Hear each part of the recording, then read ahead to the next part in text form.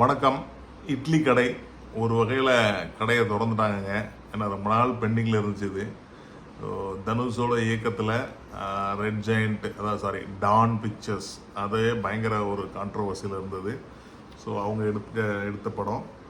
இந்த படம் வந்து பார்த்திங்கன்னா தனுஷோட முதல் டேரக்டரை எடுத்த படம் வந்து பார்த்திங்கன்னா அந்த பவர் பாண்டி. அதில் வந்து இந்த ராஜ்கரன் சாரை வந்து சூப்பராக பண்ணியிருப்பார். ராஜ்கரன் வந்து தனுஷோட அப்பாவோட ஃபஸ்ட்டு ஹீரோ அப்படின்னு சொல்லுவாங்க. என் ராசாவின் மனசிலே வந்து கஸ்தூரி ராஜாவோட படம். ஸோ அவரோட ஃபஸ்ட்டு ஹீரோ அவர் வந்தப்பறம் தான் எங்கள் வாழ்க்கையே பெருசாச்சு அப்படிங்கிற ஒரு சென்டிமெண்ட் அவங்களுக்கு உண்டு. அதனாலேயே வந்து தனுஷ் வந்து பவர் பாண்டியில் அவருக்கு அருமையான ரோல் கொடுத்துருப்பாரு.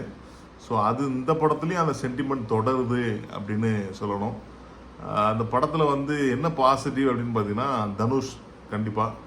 ஏன்னா ஃபஸ்ட்டு வந்து பேங்காக்கில் வந்து பயங்கர சொஃபஸ்டிகேட்டடாக ரொம்ப ரிச் லைஃப் வாழ்ந்தால் கூட ஃபோனில் எம்மா எப்பா அப்படின்னு சொல்கிற அந்த இது இருக்கு இல்லையா, அந்த வாஞ்சியான விஷயங்கள் அதெல்லாம் ரொம்ப நேர்த்தியாக இருந்தது. அதுக்கப்புறம் அவர் ஊருக்கு வரக்கூடிய சூழல், அதுக்கப்புறம் வந்து அவர் இட்லி கடையை எப்படி வந்து தேர்ந்த நடிப்பால் அவர் அந்த இட்லி கடையை எப்படி மீட்டு உருவாக்கம் பண்ணுறாரு அப்படிங்கிறது அவரோட தேர்ந்த நடிப்பில் வந்து அவர் காமிச்சிருக்காரு அப்படின்னு சொல்லலாம். அதாவது குறிப்பாக வந்து இந்த லாஸ்ட் சீனில் ஃபைட் போட்டு அந்த சமுத்திரக்கனியை வந்து அடிச்சுட்டு கத்தி அழுவார். நான் என்னையா தப்பு பண்ணேன், ஒருத்தன் ஃபாரின்லேருந்து வந்து என்னை இப்படி பண்ணுறான், நீ உள்ளூர்லேருந்து என்னை இப்படி பண்ணுற அப்படின்னு அவர் அந்த சீன்லாம் வந்து ரொம்ப இதாக இருந்தது. அதே போல் இயக்குனர் தனுஷா என்ன பண்ணியிருக்காருன்னு பார்த்தீங்கன்னா படத்தில் பயங்கர எமோஷ்னல் சீன்ஸை கொடுத்துருக்காரு.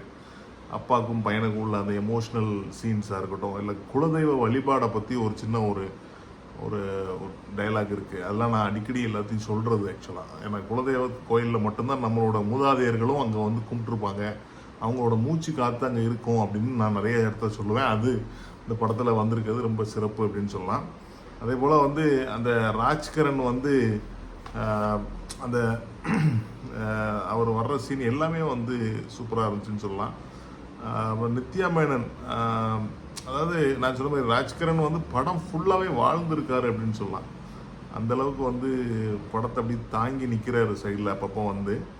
நித்யா மேனன் வந்து அவங்களுக்கு திருவிளையாடல், அதுக்கப்புறம் அந்த தலைவன் தலைவி மாதிரி ஒரு சட்டிலான ரோலு ரொம்ப சூப்பராக கேஷுவலாக பண்ணிட்டு போயிருக்காங்க. அது வந்து ஒரு குண்டு சாவித்திரி மாதிரி ஒரு ஹீரோயின் தமிழ் சினிமாவில் வேணும் கிராமத்து ஸ்டைல்லன்னா அவங்க தான் கரெக்டான ஆள் நினைக்கிறேன். சத்யராஜ் வந்து பார்த்தீங்கன்னா ஒரு ரிச் டேட் அப்படிங்கிற ஒரு சாதாரண ஒரு ரிச் டேடு அவர் நடிச்சிருக்காரு. அவருக்கு வந்து நல்லவரா கெட்டவராங்கிற மாதிரி ஒரு ரோலு. அதுமாதிரி பார்த்திபன் வந்து படத்தில் இருக்கார், போலீஸ்காரராக வராரு. அவர் என்னடா இது அவர் பெருசாக யூஸ் பண்ணவே இல்லையே அப்படின்னு நம்ம நினச்சிட்டு இருப்போம். அந்த டைமில் அவருக்கு ஒரு சின்ன ஃப்ளாஷ்பேக் மாதிரி லைட்டாக வச்சு அவர் ஸ்கோர் பண்ணிட்டு போகிற மாதிரி இருக்குது. இன்னும் சமுத்திரக்கனி வந்து அந்த ஊரில் ஒரு சண்டியர் மாதிரி வராரு. ஏன்னா நான் பார்க்கறதுக்கு விஜயகாந்த் மாதிரி தானே இருக்கேன் அப்படின்னு சொல்கிறது, அந்த சீன்லாம் டிஃப்ரெண்ட்டாக இருந்தது. பரோட்டா கடை, அவர் இட்லி கடைனா இவர் பரோட்டா கடை வச்சுருக்காரு. இன்னும் இளவரசு இந்த படம் ஃபுல்லாகவே வந்து காமெடிக்கும் சரி குணச்சித்திரத்துக்கும் அவர் ரொம்ப யூஸ் ஆகிருக்காருன்னு சொல்லலாம்.